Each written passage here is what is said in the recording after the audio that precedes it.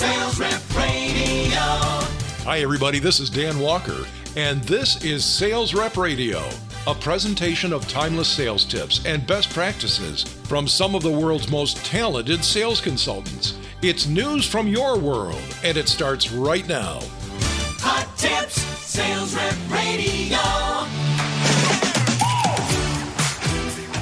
There's a myth in some circles of sales pros, not all, that summertime is great for many things in life, but not sales. Oh, nobody's going to answer the phone. Why bother sending an email? They won't open it. Is that what you really think? Bag that. Busy sales trainer and coach Jeff Goldberg is here to set you straight. Jeff, welcome into Sales Rep Radio. It's a pleasure to be back, Dan. Jeff, there seems to be a belief out there, has been for many years, that in sales, things really slow down during the summer months. But you say that doesn't need to be and shouldn't be that way. Well, something I hear all the time, especially at this time of year, and that's you cannot sell during the summer. So in other words, from Memorial Day till Labor Day, it's not even worth trying. You might as well just take the whole time off. In fact, Dan, if I listen to salespeople, there's really only about 3 days during the year that you can sell. We already said you can't sell during the summer. You're not going to sell anything after Thanksgiving.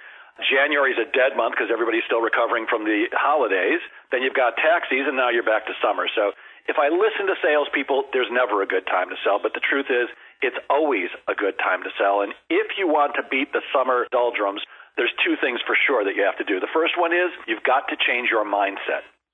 Attitude is everything is the name of a book written by a friend of mine. And I don't think attitude is everything, but it sure is important. And if your mindset is that you can't close business during the summer, guess what? You're not going to close business during the summer unless you get very lucky. And I don't believe in luck. What you have to do is change it from, yes, it may be slightly more challenging to close business during the summer, but it's not impossible. And of course, the reason that people say it's hard to close business during the summer is always the same reason. Everybody's on vacation. But the truth is, not everybody's on vacation. And even when people do go on vacation, at least here in America, they only take a week, maybe two tops. So while some people are busy doing other things like going on vacation and maybe taking Friday afternoons off, they're still there most of the time. So you have to change your mindset to it may be a little more challenging, but I can still reach people if I try.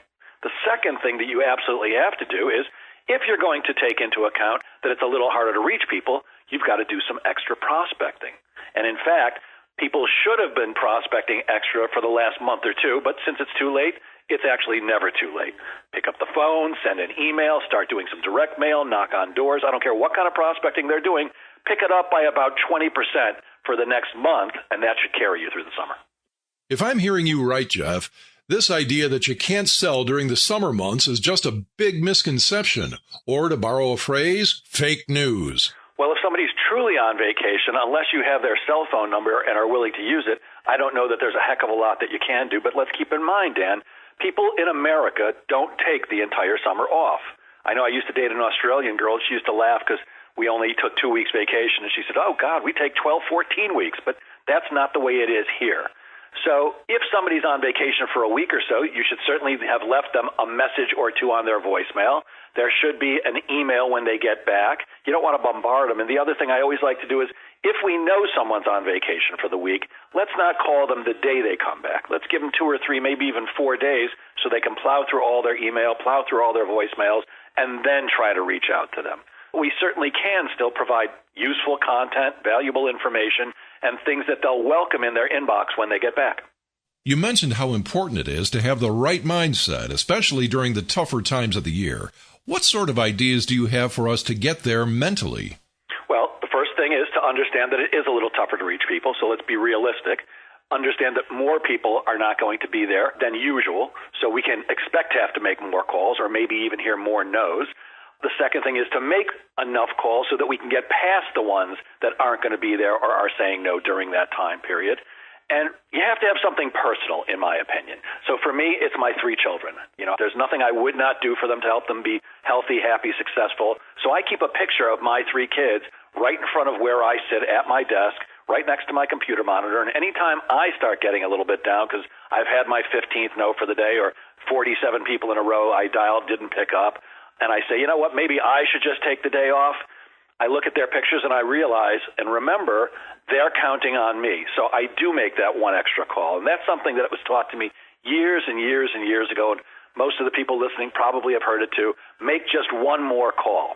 Now, that's a difficult concept because if I make one more call, then I can still make one more call and one more call and another call and another call after that. So eventually you have to stop. But I'd suggest that when you feel like it's time to give up, do make at least one more call, one more try. And I think if the people listening are anything like me, they'll probably experience that more often than you would think. That one extra call is the one that pushes you over the edge. It's the one person who did pick up the phone, who was waiting to hear from somebody just like you and is ready to have that conversation. So make the extra call and realize that it is going to be a little bit tougher. Do something to motivate you. Well, the focus of our conversation has been primarily the phone call, but there are certainly other ways to connect with buyers out there. I think today that there's no one way that's working way better than all the other ways. So these days I'm coaching people to use a blended approach to prospecting. So they should be doing some calling, some email, some social, some of everything, and they should be testing and measuring everything that they do to see what's providing them the best result. So, for example, I think you know, I do a lot of stuff on LinkedIn. I'm always posting content. I like writing. I enjoy doing it, and it's a way for me to reach a wide audience. I don't love picking up the phone, even though I teach people how to do it all the time, and I watch them do it successfully. It's not my favorite thing to do. So I do less calling, more LinkedIn. Other people might enjoy the phone, or maybe they enjoy knocking on doors. I think you should certainly gravitate to what you enjoy doing the most and what you're best at, and leave the stuff that you absolutely hate to somebody else. But you should include at least a little bit of each thing in the beginning to at least test and see what's working. Great message. Diversify your outreach. Be disciplined about it. Have some fun this summer, but don't let that preconceived notion that prospecting in the summer months is a waste of time. It's not. Okay, Jeff, how do you want to wrap things up for us? Well, I think one of the most important things you can always keep in mind in terms of being a successful salesperson is that consistency is the key. So if we think that summer's going to be down and we stop our prospecting, summer's going to be down. The same thing for any time of the year. And I find that I get asked a lot of questions by sales leaders because as an outside consultant, outside coach, they know I'm not trying to lead them in any one direction. I'm going to give them the straight dope. And about 50% of the questions I get asked by sales leaders on how do I increase sales at my organization, the answer is tell your people to prospect consistently. Even if it's just a little bit, do it each and every day to avoid the ups and downs of selling. A good month followed by a bad month, a good quarter followed by a bad quarter. Almost inevitably, when I do private coaching, I find that when somebody's having a rough time, if I take a look back a month, 2, or even 3 months, they stop prospecting because they got busy. So consistent prospecting, one of the great keys to sales success. Great way to close it out for us, Jeff. And if we want to grab more inspiration, where do we go?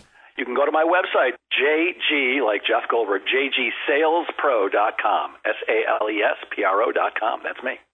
Jeff, always fun talking to you. Thanks for dropping by to help us out. Thanks, Dan. And that's going to do it for now, folks. Sales Rep Radio is a production of the Marcom Store, your source for audio and video training and communications, comprehensive e-learning, and, of course, custom corporate podcasts just like this one. Be sure to subscribe, like, and share this podcast. This is Dan Walker. Thanks for listening in. We'll see you again next time for another edition of Sales Rep Radio.